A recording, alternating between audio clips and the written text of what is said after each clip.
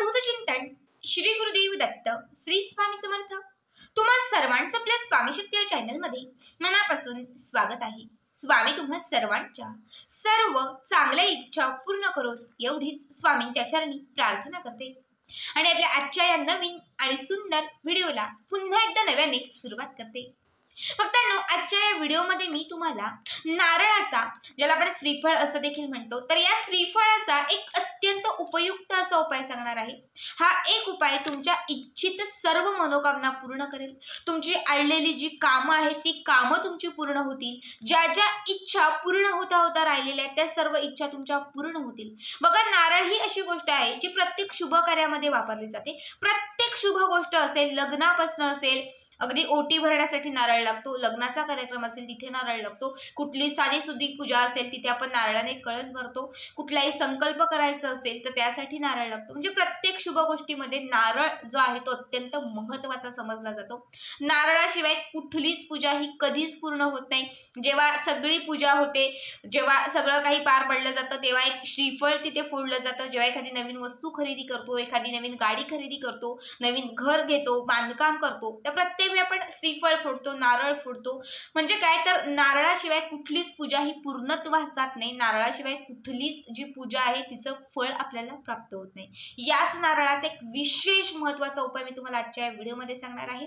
हा एक उपाय पुन्हा एकदा सांगते की तुमच्या सर्व इच्छा पूर्ण करेल।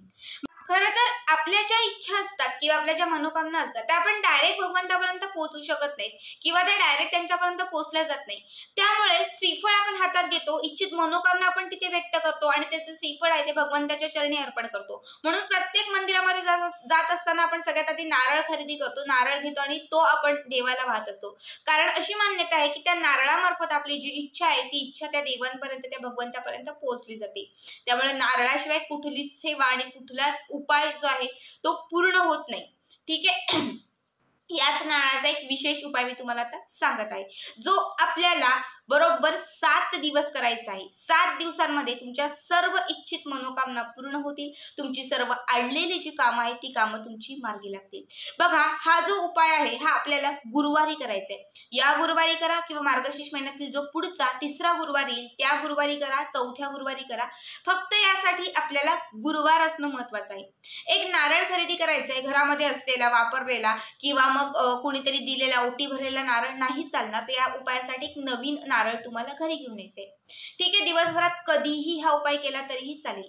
देवघराच्या समोर दिवा प्रज्वलित करायचा आहे, एक उदबत्ती लावायची आहे, आसन टाकून तुम्हाला बसायचंय।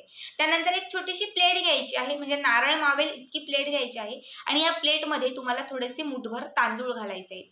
ठीक आहे, या तांदळावरती हळद आणि कुंकू घालायचं आहे। त्यानंतर जो नारळ तुम्ही घेतलेला आहे तो नारळ बघा स्वच्छ धुवून पुसून तुम्हाला घ्यायचा आहे। स्वच्छ धुवून पुसून व्यवस्थित असा तो नारळ घ्यायचा आहे। त्यानंतर तुम्हाला कलावा घ्यायचा आहे। कलावा किंवा लाल रंगाचा तुमच्याकडे धागा असेल तो लाल कलरचा धागा घ्या।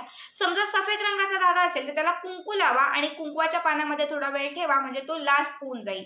ठीक आहे, फक्त या उपायासाठी लाल धागा असणं अत्यंत आवश्यक आहे। आता काय करायचं, हा जो नारळ, जे श्रीफळ तुम्ही घेतलेला आहे त्यावरती हळद कुंकवाने एक स्वस्तिक काढायचे। ठीक आहे, एक स्वस्तिक काढून झालं की त्यानंतर तुम्हाला या नारळाला तो धागा गुंडाळायचा आहे। एक वेळा गुंडाळून त्याला एक गाठ मारायची आहे। जास्त फिट्ट नका, सैलच एक गाठ मारायची आहे। गाठ मारत असताना तुमची इच्छित मनोकामना, ज्या इच्छेसाठी तुम्ही हा उपाय करत आहात ती इच्छा तुम्हाला तिथे व्यक्त करायची आहे। इच्छा व्यक्त करण्यासोबत तुम्हाला माता लक्ष्मीचा जप, जो मंत्र तुम्हाला येत असेल, मग गायत्री मंत्र म्हणा, महालक्ष्मी अष्टकं म्हणा, श्री सूक्त म्हणा किंवा मग तुम्ही ओम ह्रीम श्रीम ओम ह्रीम श्रीम इतकं म्हटलं तरीही चालेल। ठीक आहे, पुन्हा दुसरा एक राऊंड मारायचा, पुन्हा दुसऱ्या वेळा तुम्हाला तो धागा फिरवायचा, पुन्हा दुसऱ्या वेळेस दुसरी गाठ मारायची, पुन्हा इच्छित मनोकामना, पुन्हा माता लक्ष्मीचा जप, पुन्हा तिसऱ्या वेळा धागा गुंडाळायचा, पुन्हा इच्छित मनोकामना, पुन्हा तिथे गाठ मारायची, माता लक्ष्मीचा जप, पुन्हा चौथ्यांदाही सेम त्याच पद्धतीने करायचं आहे। गाठ मारायची आहे, इच्छित मनोकामना व्यक्त करायची आहे। असे 7 गाठी तुम्हाला मारायच्या आहेत। किती? 7 गाठी। 7 गाठी मारून झाल्या, 7 वेळा इच्छा व्यक्त करून झाल्या, मंत्र म्हणून झाला की तो जो नारळ आहे तो नारळ तुम्हाला त्या तांदळावरती ठेवायचा आहे। जी प्लेट तुम्ही घेतलेली आहे, प्लेटमध्ये जे तांदूळ घेतलेले आहेत त्यावरती हा नारळ तुम्हाला ठेवून द्यायचा आहे। आता ही जी प्लेट आहे ही प्लेट तुम्हाला तुमच्या देवघरामध्ये जिथे माता लक्ष्मीचा फोटो टाक असेल तिथे ठेवा। समजा तिथे जागा नसेल तर देवघराच्या समोर एक छोटा पाट चौरंग काहीतरी ठेवा आणि तिथे हा नारळ ठेवून दिला तरीही चालेल. ठीक आहे. ठेवल्यानंतर एक अगरबत्ती घ्यायची आहे आणि ती अगरबत्ती त्या नारळाला तुम्हाला ओवाळायची आहे आणि पुन्हा तुमची जी इच्छा असेल ती इच्छा तुम्हाला तिथे व्यक्त करायची आहे. बस इतकंच करायचं आहे. त्यानंतर तुमची जी कामं असतील ती तुम्ही करू शकतात. दुसऱ्या दिवशी म्हणजे शुक्रवारच्या दिवशी देवघराच्या समोर बसायचं आहे. दिवसभरात कधीही, सकाळ दुपार संध्याकाळ रात्री कधीही देवघराच्या समोर बसायचं आहे.